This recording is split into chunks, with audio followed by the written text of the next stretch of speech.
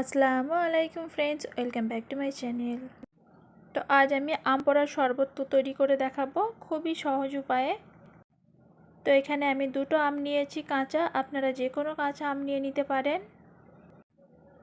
তো এখানে আমি বড় সাইজের দুটো আম নিয়েছি। তারপরে আমগুলো আমি পুড়িয়ে নেব। গরমে তৃপ্তি পেতে আপনারা এই কাঁচা আমের শরবত করে নিতে পারবেন, আর খেতে ভীষণ সুন্দর।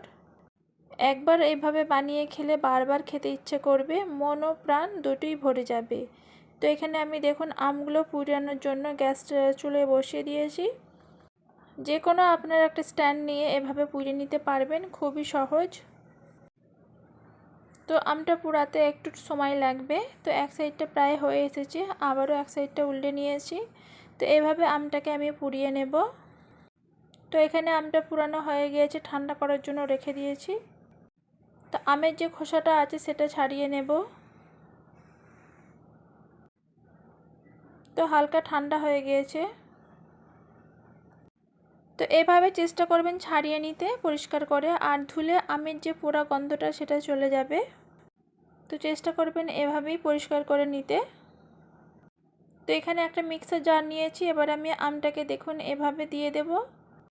তো আমটা খুব সুন্দরভাবে সিদ্ধ হয়ে গেছে। আমের পিউরিটা দেখুন, যে কোনো একটা চামচি অথবা চাকু নিয়ে এভাবে করলেই দেখবেন ইজি ছাড়িয়ে যাচ্ছে। আর এখনও ভেতরটা হালকা গরম আছে। তো আমি দেখুন হাতে করে এভাবে করে নিচ্ছি, খুব ইজিভাবে উঠে যাচ্ছে আমটা। আর আমটা ভীষণ সুন্দর সিদ্ধ হয়ে গিয়েছে বা পুরানো হয়েছে।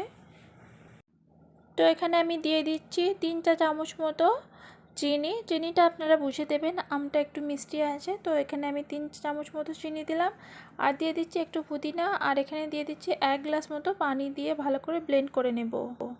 তো অনেকে এমনও আছে যে আম পোড়ার শরবত খায়নি, তাদেরকে বলছি আপনারা চাইলে একবার হলেও এভাবে খেতে পারেন। আর যারা বানিয়ে খেয়েছেন তারা জানেন যে আম পোড়ার শরবত কতটা টেস্টি। আর ইফতার টাইমেও আপনারা চাইলে আম পোড়ার শরবতটা রাখতে পারেন।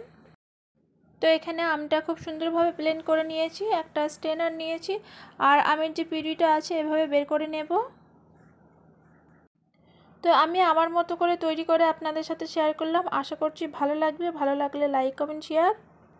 আর আমার চ্যানেলে নতুন বন্ধু হয়ে থাকলে প্লিজ চ্যানেলটিকে সাবস্ক্রাইব করে একটি লাইক করে দেওয়ার অনুরোধ রইল।